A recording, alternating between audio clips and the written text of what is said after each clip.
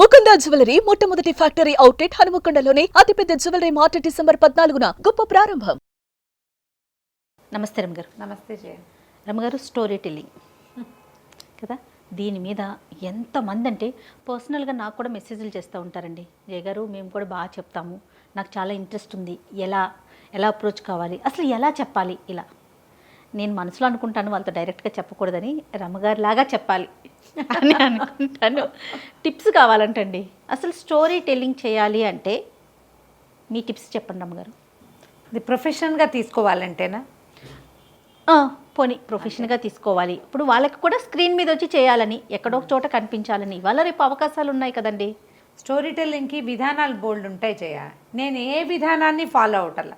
జనరల్గా కథ చెప్పడానికి స్టోరీ టెల్లింగ్ చెప్తారు. ప్రాప్స్, బొమ్మలు ఉండాలి, ప్రత్యేకమైన భాష ఉండాలి, హావభావాలు, ఒక కుక్క ఇలా అలా చెప్పాలి. నేను అలాంటివి ఏమైనా చెప్తాను? అస్సలు చెప్పను. ఇప్పుడు ఇది కోర్స్ లాగా నేర్చుకుంటే కనుక ప్రాప్స్ తోటి, బొమ్మలతోటి, కదలికలతోటి, మూమెంట్స్ తోటి, ఫేషియల్ ఎక్స్ప్రెషన్స్ తోటి, ఏదైనా ఒక గలగల్లాడే వస్తువుతోటి, బుర్ర కథలు, ఈ కథలు, హరికథలు చెప్పే విధానాలతోటి, మధ్య మధ్యలో పాటలు, ఏదైనా ఒక బొమ్మ చూపించటము, రెండు వేరు బొమ్మలు మాట్లాడుకుంటున్నట్టు చేయటం, ఇవన్నీ ప్రొఫెషన్గా తీసుకునే వాళ్ళు చేసే పద్ధతులు కాదు రమ్మగారు. ఇప్పుడు ఇలా బొమ్మలు చూపించటం, లేదంటే ఏదన్నా ఒక వస్తువు ద్వారా ప్రజెంట్ చేయటం అంటే అది పిల్లల వరకే కనెక్ట్ అవుతారు కదా, పెద్దవాళ్ళు చూస్తారా అలాంటివి? చూడరు. అదేంటంటే స్టోరీ టెల్లింగ్కి 1 సంవత్సరంతో ఎంతో కోర్స్ కూడా ఉంది. ఒక ఆవిడ నాకు చెప్పారు, స్టోరీ టెల్లింగ్ కోర్స్ చేశాను నేను. అది ఎక్కడా ఏమిటి అనేది నేను అడగలేదు జయ, కానీ ఉంది. బెంగళూరు బేస్డ్ ఇది ఉంది. స్టోరీ టెల్లర్స్ చాలామంది చేస్తారు. ఇప్పుడు నువ్వు చూడు, యూట్యూబ్ నిండా స్టోరీ టెల్లర్స్. ఈ టెల్లర్లు అంటే ఏమిటి? రీడ్ అలౌడ్స్, ఒక కథ చదవటం, కథని బాగా ప్రతి క్యారెక్టర్కి ఒక వాయిస్, ఒక మాడ్యులేషను, భాష తాలూకు స్టైల్తో చెప్పే ప్రొఫెషనల్గా పూర్తిగా క్యారెక్టరే మాట్లాడుతున్నట్టుగా ఒట్టిగా కథ చదువుకుంటూ పోయేవాళ్ళు ఇంకొంతమంది. వాళ్ళకి వీళ్ళకి కూడా ఏవో జనాలు చూస్తూనే ఉంటారు. నిజంగా స్టోరీ టెల్లింగ్ అంటే కథలోకి ప్రవేశించడం చేయ, కథని రియల్గా ఫీల్ అవ్వడం, క్యారెక్టర్ని ఊహించటం, క్యారెక్టర్ తాలూకు వ్యక్తి ఊరికే పర్సనాలిటీని కాదు, వాడి తాలూకు వ్యక్తిత్వాన్ని ఊహించగలగటం. ఒక కథ చదివితే అందులోకి ప్రవేశించగలటం. పల్లెటూరి కథ అనుకో, దాని వేరే అబౌట్స్ మనం కొంచెం తెలుసుకోవటం. ఓ పల్లెటూరి కథ, ఊళ్ళల్లో ఇలా ఉండేది అని చెప్పగలగాలి. పట్నం కథ అనుకో, సిటీ వ్యవహారాలు చెప్పగలగాలి. మనం ఇప్పుడు సినిమాలో ఎట్లా ఎస్టాబ్లిష్ చేస్తారు, ఒక పల్లెటూరు క్యారెక్టర్ అనగానే వాడి పంచ, వాడి తువ్వాలు, వాళ్ళ ఇంటి వెనకాల వాతావరణం, అది అంబియన్స్ అంతా కనపడుతోందా? కనపడంగానే వాడు పల్లెటూరు వాడు అనేది మనకు తెలిసిపోతుంది. ఇప్పుడు నా కథలో పల్లెటూరుని నువ్వు ఊహించగలుగుతావు, ఎందుకంటే నేను చెప్తా అట్లా. అవును. స్టోరీ టెల్లింగ్కి నా ఐడియా ప్రధానంగా కావాల్సింది ఏంటంటే, ఇప్పుడు ఇది నాకు తెలీదు, నువ్వు అడిగావు కాబట్టి నేను చెప్పాల్సి వస్తాను. ప్రత్యేకంగా నేను చెప్పలేను కూడా. అట్లా కథ తాలూకు ఆత్మలోకి ప్రవేశించాలి. ఏ కథ అయినా సరే నువ్వు చదివి దాన్ని నువ్వు ఓన్ చేసుకోవాలి. నీ సొంత మాటల్లో దాన్ని ప్రజెంట్ చేయాలి. అది చదివినట్టుగా ఉండకూడదు. అవునండి, నీదే అన్నట్టుగా ఉండాలి, నువ్వే చెప్తున్నట్టుగా. ఒక క్యారెక్టర్ గురించి చెప్పేటప్పుడు దాన్ని ఎస్టాబ్లిష్ చేయాలి. కొంత ఉండాలి కదా రమ్మగారు, కల్పన ఉండాలి కదా. కల్పన ఖచ్చితంగా కావాలి. ఒక అతను గాడిద, ఒక చాకలి గాడిద కథ. కొండ మీద ఎక్కింది గాడిద, అదిగో కనపడుతోందని దూకేసింది, ఇల్లు కనిపిస్తోందని దూకేసింది. మామూలుగా గాడిదల తాలూకు మనస్తత్వాలు ఎలా ఉంటాయి, అది ఏం చేస్తుంది, అది మనం చెప్పగలగాలి. అప్పుడు కదా పిల్లలకి నాలెడ్జ్ వచ్చేది, పిల్లలకి ఆలోచన పెరిగేది. పిల్లలకి అజయ అది ఆ ప్లానింగ్ కథ చాలా పెద్దవాళ్ళకి కార్పొరేట్ స్టోరీ అది. అంతే కదా, ప్లానింగ్ స్టోరీ కార్పొరేట్ ఆఫీసులో చెప్పబడే కథ అది. ఇప్పుడు ఒక తీసుకెళ్ళాడు, రోజు ఒక దారిని దిగుతారు, ఆ దారిని దిగటానికి ఇబ్బందిగా ఉంది, ఇంకో దారి మీద దిగబోయారు. దిగబోతుంటే గాడిదకి కనపడింది కొండ మీద నుంచి తన ఇల్లు.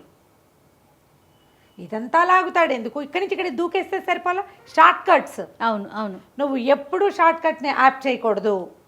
ఒక నీతి ఉంది కదా, ఖచ్చితంగా. Moral story. ఈ మోరల్లో ఏమిటది?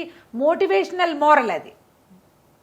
నువ్వు షార్ట్ కట్స్ తీసుకోవద్దు, నీతో పాటు నిన్ను పట్టుకున్న వాడిని లాగేయద్దు, నువ్వు ఒకడివే పడవు, నీతో పాటు నిన్ను పట్టుకున్నవాడు కూడా కంపెనీ మునిగిపోతుంది అని చెప్పడం కోసం చెప్పిన కథ. ఎప్పుడూ షార్ట్ కట్స్ తీసుకోవద్దు. ఒక దాని దగ్గరికి వెళ్ళాలంటే చుట్టూ తిరిగి వెళ్ళవలసిందే. ఈ తిరగడానికి ప్రిపేర్ అవ్వు. ఇప్పుడు ఇలాంటి కథ ఉంది, నేను ఇప్పుడు ఒట్టిగా కథ చెప్పాను, ఒక గాడిద ఒక చాకలైనా పైకి వెళ్ళారు, గాడి దూకి అయిపోయింది కథ, అంతే కదా. బట్ నేను అట్లా చెప్పటం లేదు కదా, నేను అట్లా చెప్పట్లా.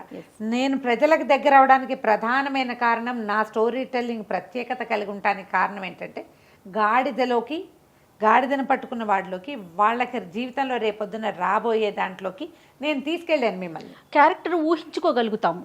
ఓహో ఇలా చేస్తే ఇలా అవుతుందా, గాడిదలాగా ఊహిస్తే మనం కూడా పడిపోతామా అనే ఆ ఊహ రావాలి, వినే వాళ్ళకి వచ్చేస్తుంది. రావాలి. ఓ రాజుగారి కథ చెప్తాం, ఒక అమ్మాయి కథ చెప్తాం, ఒక అమ్మాయి ఎంత చక్కగా ఉంది, ఎంత బుద్ధిమంతురాలు, ఆ రోజుల్లో ఎలా ఉండేది, అలా చెప్పగలగాలి. అవును.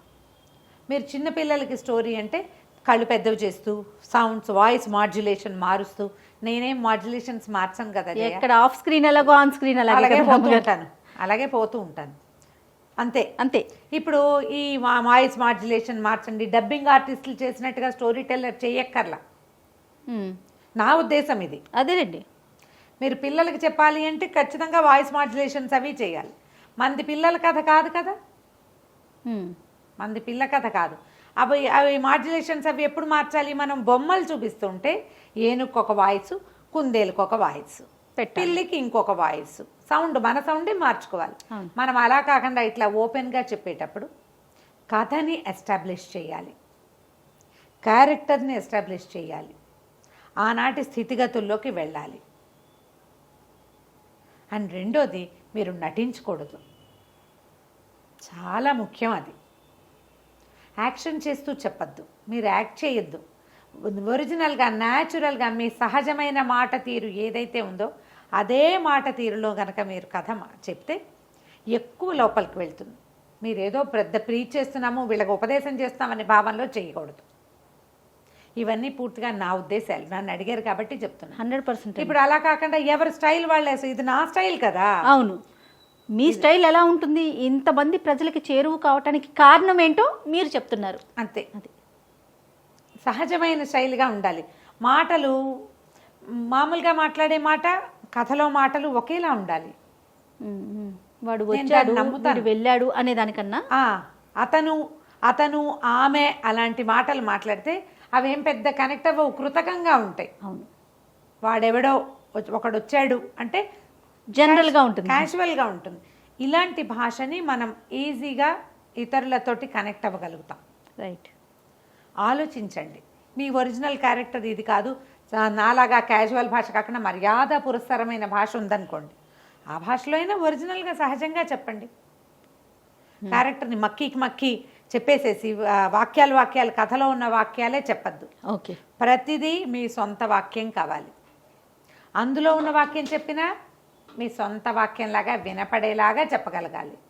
ఇది ట్రై చేస్తే వస్తుంది. ఇప్పుడు నేను ట్రై చేస్తే రాలేదు చేయ, నాకు ఇలా అలవాటైపోయింది. నేను అన్నీ అలాగే చెప్తా. మొన్న మా ఫ్రెండ్స్ని కలిసాం, ఒక 6-7 ఫ్రెండ్స్, పాత 10th క్లాస్ వాళ్ళు, 2-3 మేము కలుస్తూనేనో ఒక 4 అబ్బాయిలు కూడా వచ్చారు. ఇప్పుడు అబ్బాయిలని అందరూ ఆయనలు అయిపోయారు, అందరూ 50 దాటేసాం కదా. ఏదో విషయం చెప్పాను, నేను చెప్తుంటే కళ్ళు మూసుకుని వింటే సుమన్ టీవీలో విన్నట్టే ఉందిరమ్మా అని చెప్తున్నాడు. నా వయసు అడగలేదు రమ్మగారు, అదే జయ లేదేంటి అడగలేదు, అలాగే అడుగుతారు, జయం రాలేదేమిటి నువ్వని అడుగుతారు నన్ను. కాదు రమ్మగారు, ఇప్పుడు చిన్నప్పుడు మీరు పిల్లలకి స్టోరీలు చెప్పేవాళ్ళు కదా, ఇట్లానే ఇదే పద్ధతి రమ్మగారు, పిల్లలు అప్పుడే మాడ్యులేషన్ మార్చుకునే వాళ్ళ? చంటప్పుడేమో అనగా అని దీర్ఘాలు తీసేవాళ్ళం, మరీ చిన్న పిల్లలప్పుడు. 5-6 ఏళ్ళు వచ్చి రాముడు దశరథుడు కథ చెప్పేటప్పుడు దీర్ఘాలు ఎందుకు తీస్తాం? ఇదే పద్ధతి, మీ ధోరణే ఇది. చిన్నప్పుడు కొంచెం చిన్నతనం, అంతే. పెద్ద అయ్యాక కొంచెం పెద్దతనం, అంతే తప్ప పెద్ద తేడా ఏమీ లేదు. అంటే మన ఇళ్లలో మాట్లాడే భాష కదా. ఓకే, ఇది ప్రొఫెషన్గా తీసుకోదలిస్తే యాక్షన్ చెయ్యొద్దు. అది నా సిన్సియర్ అడ్వైజ్ అన్నమాట. అది మీ సహజమైన భాషగా ఉండాలి. సందర్భానుసారం కథలు చెప్పే ఆలోచన ఉండాలి.